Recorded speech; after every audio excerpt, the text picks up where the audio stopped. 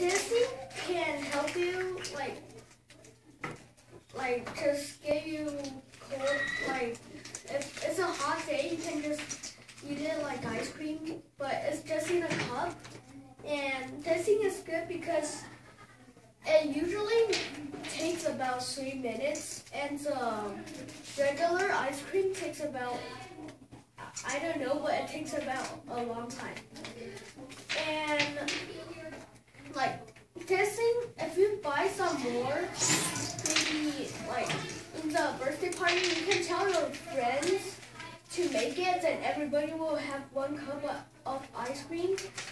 And here, you can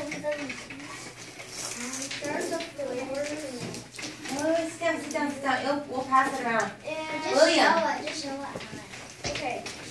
And this is for $10.99. After the price sale, it's $3.99. Oh wow. They got cheaper. A lot cheaper. Or just kind of cheaper. Okay, thank you, Mike. Give a round of applause.